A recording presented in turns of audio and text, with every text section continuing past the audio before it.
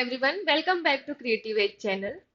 Today we will discuss about how to shade different materials of objects. Okay, so यहाँ पर हम 4 balls create करेंगे, but यहाँ पर ये 4 अलग-अलग मटेरियल की क्रिएट होंगे. So हम उस पर बात कर रहे होंगे. So there are some pointers जो हमें ड्राइंग करने से पहले ऑब्जेक्ट ड्राइंग या फिर एनी टाइप ऑफ ड्राइंग हम यदि करते हैं तो उस पर हमें ध्यान रखना चाहिए. Choose your pencil carefully. Create different types of shading.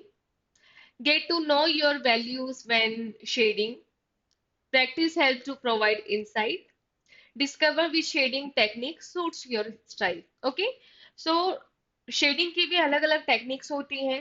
Hatching हम कर सकते हैं, स्क्रिबलिंग कर सकते हैं, स्ट्रिपलिंग कर सकते हैं. सो डिपेंड करता है. अलग अलग शेडिंग के लिए टेक्निक अलग अलग होती है. सो टोटली आपके ऊपर डिपेंड करता है कि आप किस तरीके से शेडिंग ज्यादा अच्छी कर सकते हैं. So let's start with the horizon line. ये जो फर्स्ट लाइंस मैंने क्रिएट की है, this is the width of the object. Now I am creating the division line. With the help of this division line and horizontal line, I am creating trapezium. Now, with the help of this trapezium, मैं ellipse को create करूंगी. यदि हम किसी भी cylindrical object को side से देखते हैं, सो वो हमें फुल सर्कल में नहीं दिखता है, हमें एलिप्स दिखाना रहता है. नाउ, ये जो सेकेंड हॉरिजॉन्टल लाइन है, this is the bottom of the cord, sorry, ball.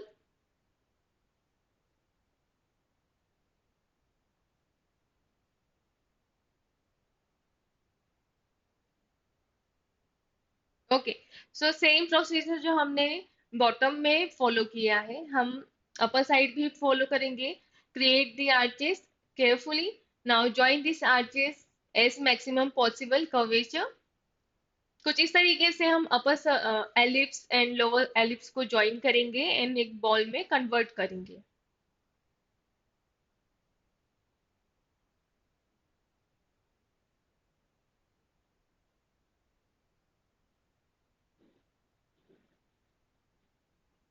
Okay, so same procedure जो हमने पहले के 2 बॉल बनाने में क्रिएट किए थे, सेकेंड भी हम, जो थर्ड वाला है वो भी इसी तरीके से क्रिएट करेंगे. Now again create the width and the trapezium part of the bowl.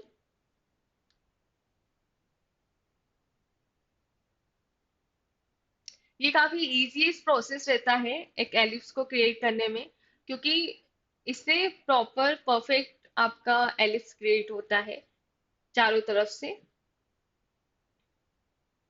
Same procedure रहेगा जो हमने बॉटम में क्रिएट किया था. Now join both the ellipse. Division line की हेल्प से हम सिमेट्रिकल ऑब्जेक्ट क्रिएट कर सकते हैं.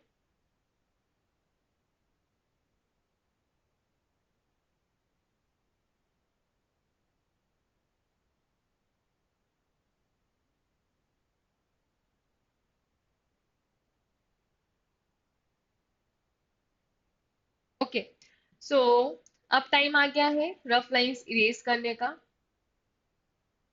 इरेज द रफ लाइन, तभी हम ऑब्जेक्ट को कंप्लीट कर पाएंगे.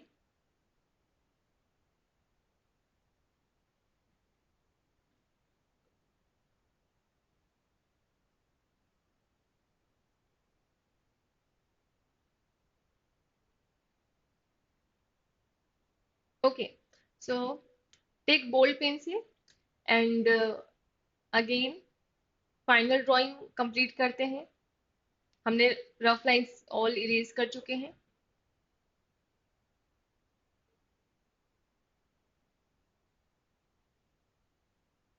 Okay, so third one.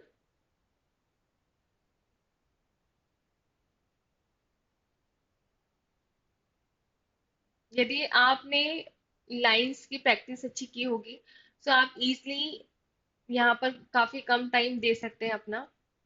तो फर्स्ट वाला जो हमारा ऑब्जेक्ट है और मटेरियल है, ये आपको पहचानना है. मैं शेडिंग कर रही हूँ. आपको मेरी शेडिंग के अकॉर्डिंग पहचानना होगा कि ये कौन सा मटेरियल है। ओके। सो जो मटेरियल रहेगा, मटेरियल नेम आपको कमेंट बॉक्स में कमेंट करना है। तो मैं एक हिंट दे देती हूँ, ये एक ऐसा मटेरियल है जो जिसमें हम शाइनी दिखा सकते हैं।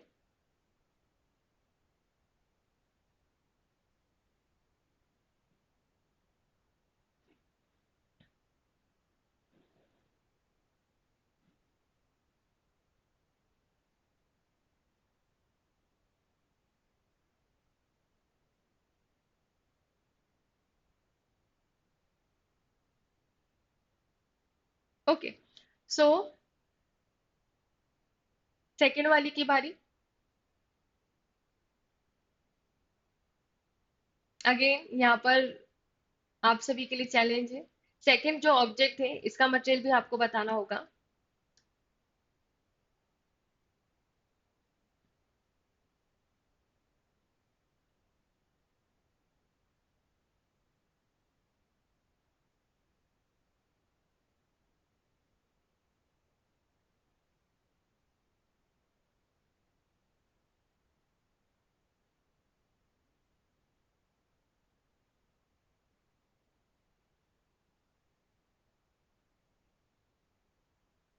Okay. So we have done the second one. Let's discuss about third one.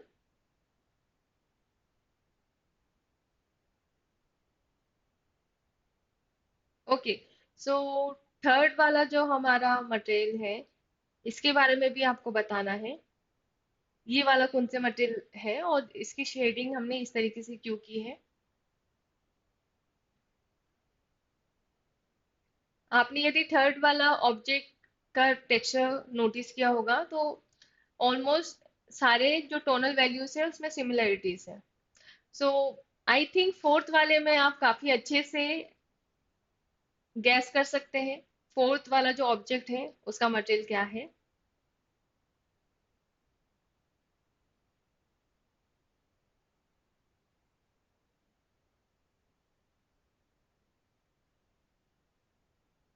जो फोर्थ ऑब्जेक्ट है इसमें मटेरियल पर वर्क करना, टेक्सचर पे वर्क करना अच्छे से आना चाहिए। काफी डिटेलिंग वाला यहाँ पर टेक्सचर है। ये आप इवन सीन क्रिएशन भी करते हैं तभी भी आप इसे यूज में ले सकते हैं। ओके। सो जो फर्स्ट बाउल है वो स्टील मटेरियल का है। जो सेकंड वाला है वो ग्लास मटेरियल का है। जो थर्ड वाला है this is the plastic one. And the fourth आप सभी को पता है वुडन। तो इस तरीके से हमें वर्क करना है। Thank you everyone.